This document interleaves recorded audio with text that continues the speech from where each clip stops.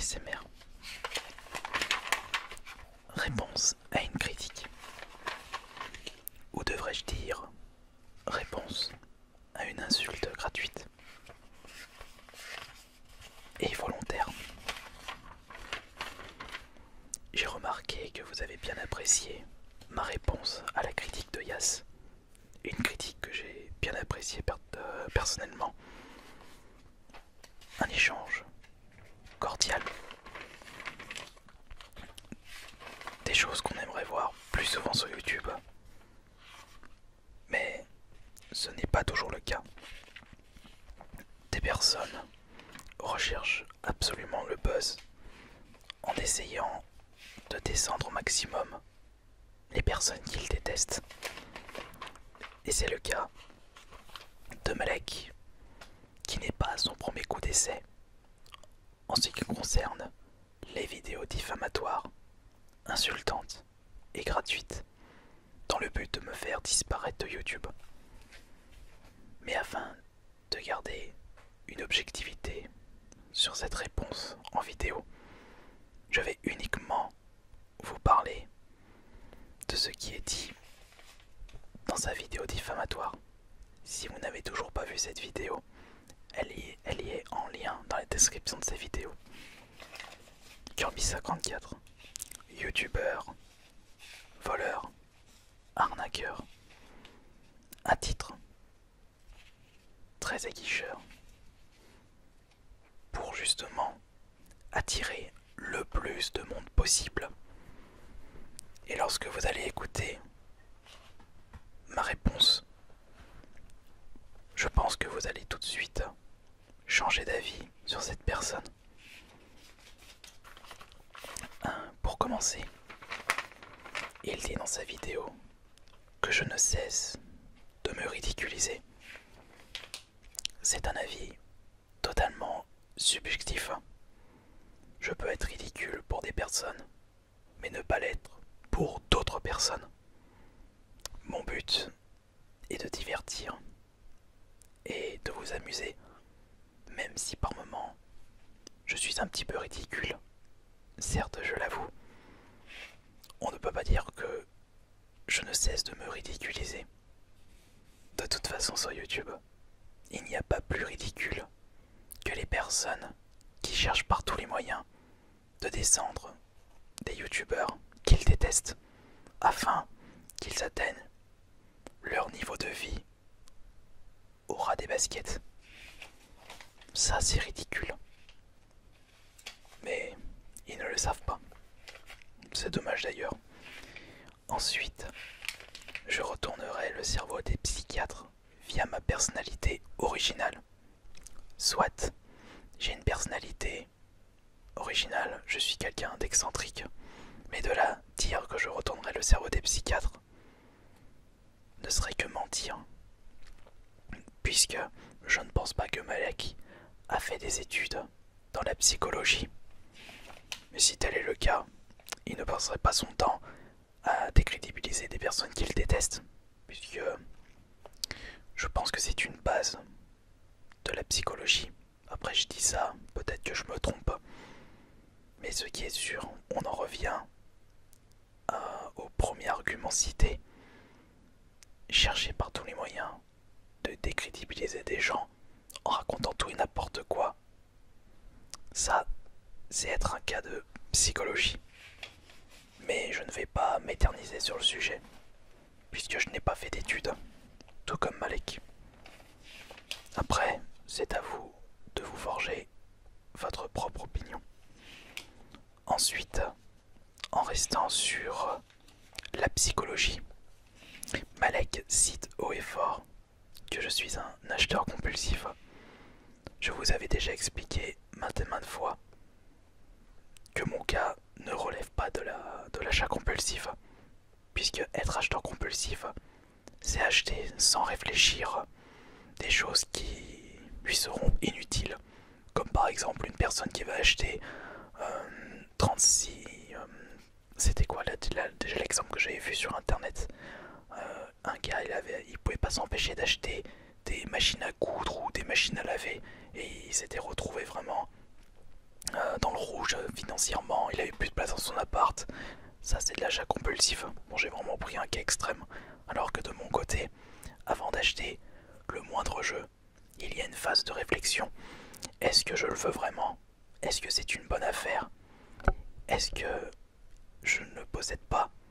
Est-ce que je lui trouverais une grosse utilité? Est-ce que je le souhaite dans ma collection? Et est-ce que j'ai l'argent pour ça? Bien entendu, certains achats, vous pouvez penser que c'est de l'achat compulsif parce que ce sont des bonnes affaires. Mais il ne faut pas oublier que même un jeu que vous pensez pourri pourrait me plaire. Et je sais que certains jeux que j'achète, je vais y jouer 2-3 ans après. Il y a certains cas où les jeux, justement, je ne les ai pas touchés après 2 ans. Eh bien, ces achats, je m'en sers pour vous les offrir par exemple. Et n'oublions pas qu'un acheteur compulsif est le plus souvent dans le rouge financièrement, ce qui n'est pas du tout mon cas, car avant d'acheter quoi que ce soit, il faut que j'ai les moyens. Et vous inquiétez pas, les moyens, j'ai ce qu'il faut sur le compte bancaire. J'ai assez pour m'acheter limite le double de ma collection, mais je ne vois pas l'intérêt personnellement. Il faut que chaque achat soit un plaisir pour moi. S'il n'y a pas de plaisir, ça sert à rien que j'achète. Et justement, un acheteur compulsif n'a pas ce plaisir. Il achète pour compenser un manque affectif. Enfin, après tout, on va pas s'éterniser là-dessus. Ensuite, Malek dit que je suis un lâche. Et il dit ceci par rapport au Geek Days 2017, où justement, il avait expliqué que j'avais dit de me voir dans les Geek Days, mais au final, je suis resté derrière la sécurité, direction la zone VIP de youtubeur, sans l'adresser la parole. Ce qu'il faut savoir, car justement, ça, il ne vous l'avait pas dit, puisque ça le décrédibiliserait. Mon frère l'avait déjà vu dans les Geek Days, et il tournait un petit peu en rond, et il avait déjà dit bonjour à mon frère jumeau. Malheureusement, il a commencé à me casser du sucre sur le dos en voyant d'autres youtubeurs, et j'ai appris ceci et ça m'a complètement énervé. Et lorsque mon frère jumeau avait vu ça, il m'avait donné l'interdiction d'aller voir de ma prochaine Malek, et c'est pareil pour l'organisation, donc je pouvais rien faire. Mais vous savez, sur internet, on aime bien modifier les preuves pour les tourner à notre avantage. Après tout, c'est là que je regrette de ne pas avoir filmé les dessous de cette histoire, puisque si c'était le cas, Malek ne l'aurait jamais ramené. Nous continuons les arguments avec la zoophilie assumée. Je parle de moi, avec un screen de moi parlant d'un Lucario humanisé. Il faut savoir que dans le monde des furies, c'est un véritable combat contre les gens qui pensent que furie égale zoophilie, puisque comme il y a beaucoup de dessins anthropomorphes, les gens tout de suite pensent que c'est de la zoophilie, justement parce que ces personnes-là ne veulent pas comprendre ce milieu-là. Ils préfèrent se voiler la face et ne pas réfléchir. Et ça, beaucoup de membres FUR sont déçus de ces comportements-là. Et on ajoute les personnes qui préfèrent véhiculer des fausses informations sur le domaine. On peut pas dire que Renamon, par exemple, avec des formes féminines humaines, soit un renard de la vie de tous les jours. Et en plus, ce n'est pas de la zoophilie car c'est de l'imaginaire. Enfin, je vais pas m'éterniser là-dessus une nouvelle fois. Mais si vous pensez que le furry c'est de la zoophilie, je vous conseille de regarder et de vous renseigner dans le domaine, car le furry et l'anthropomorphisme existent depuis la nuit des temps. La mythologie. Voyons voir. Je serai le youtubeur le plus dérangé. Sauf que c'est encore un avis subjectif. Je peux être dérangé pour des personnes et ne pas l'être pour d'autres personnes. Et avec cet argument, je me répète, mais il n'y a pas plus dérangé que des personnes qui souhaitent décrédibiliser plein de youtubeurs en racontant n'importe quoi. Tous ces faits sont fondés et vérifiables dans la description. Là, on part sur de la manipulation de preuves et la création de preuves aussi. Malheureusement, dans les sources, il y a quelques trucs qui sont vrais. Je ne vais pas me cacher. Je ne suis pas tout blanc dans cette histoire.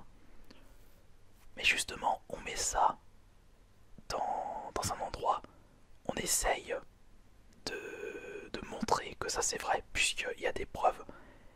Et on met dans le même panier tout plein de fausses informations pour que ça passe crème, pour que les gens aient déjà une idée contre moi. Ah bah ceci c'est vrai, c'est prouvé, donc le reste c'est vrai, alors que c'est totalement faux. Et pour ce faire, des personnes n'hésitent pas à créer de fausses preuves.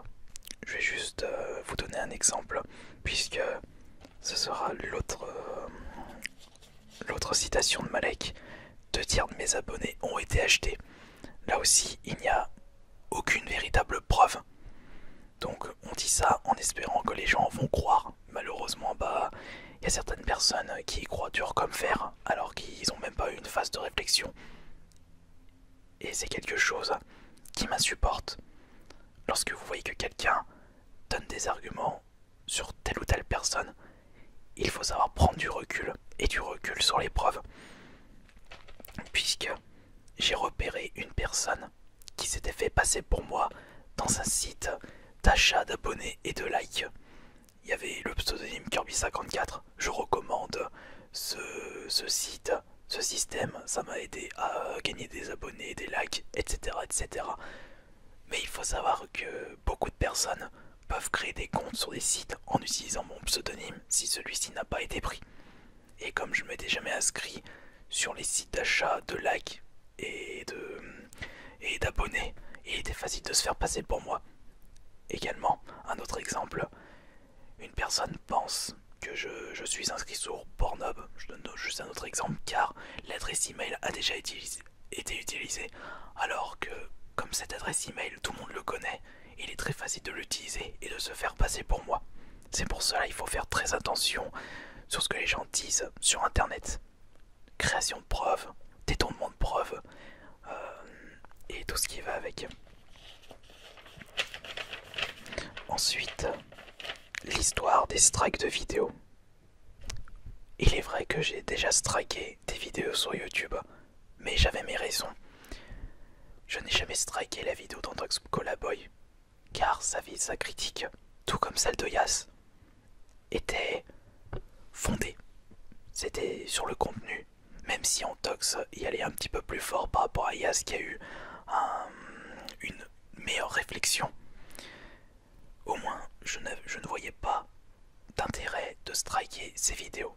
Alors que certaines vidéos de petits youtubeurs comme le dit Malek, qui insultent ma famille, et en plus se font de l'argent sur mon dos, et surtout utilisent du contenu, et l'utilisent pour me décrédibiliser, et ainsi insulter ma famille, et se faire de l'argent. Là, je suis totalement contre. Mettez-vous à ma place. Est-ce que vous laisserez des personnes insulter votre famille et vous insulter tout en faisant de l'argent et en utilisant votre propre contenu? Réfléchissez sur ce que je viens de dire. Et moi j'ai vraiment mes raisons sur le strike de ces personnes. Et ces strikes sont totalement assumés. Je ne vais pas striker des petits youtubeurs qui vont utiliser mon contenu pour justement faire une petite YouTube poop ou quelque chose de drôle. Mais lorsqu'il y a un intérêt je n'accepte pas ceci.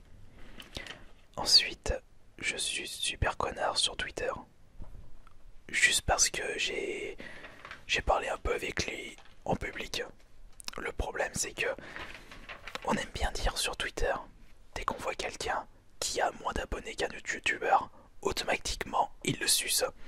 C'est pour ça que le plus souvent je discute avec des gros youtubeurs en privé. Comme ça je suis tranquille. Et ces autres youtubeurs ne risquent pas de se faire harceler par mes harceleurs qui eux ont un véritable problème psychologique pour passer autant de temps à me détester. Ça, c'est un véritable problème.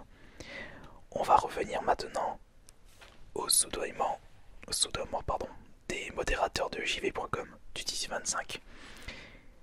Pour la petite histoire, j'avais demandé aux modérateurs, je ne sais plus quand, de me supprimer plusieurs topics insultant ma famille et m'insultant en même temps. Comme c'était des topics hors charte, ils ont accepté mes nombreuses demandes, mais ça a été une erreur, je vais vous dire après.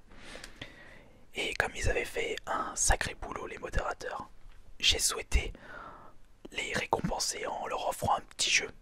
Et ils avaient refusé, je dis bon bah d'accord, bah tant pis. C'était quelque chose que je souhaitais leur faire, vu le boulot qu'ils avaient fait. Ils avaient fait un super travail. Et au bout d'un moment, je ne sais pas ce qui s'est vraiment passé, mais je crois que c'était mes harceleurs sur ce forum qui ont harcelé les modérateurs pour justement leur mettre la pression pour refaire les topics insultants.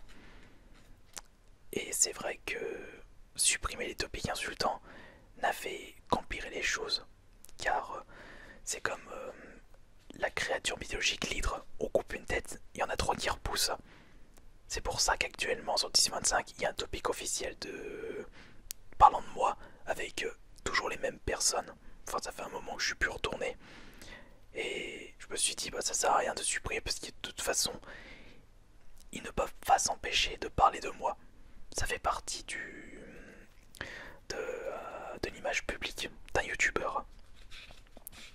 Mais ce que je n'accepte pas, c'est que l'un des modérateurs, le fameux Odoki, s'est permis de raconter n'importe quoi. Soi-disant, j'ai soudoyé l'équipe de modérateurs, alors que à la base, j'ai souhaité leur faire un cadeau. C'est tout. Ils avaient refusé, j'ai dit bon bah tant pis. Et après, ils ont décidé de ne plus supprimer quoi que ce soit. Enfin, je vais pas en revenir là-dessus. C'est juste que, encore une fois, c'est un détournement de preuves.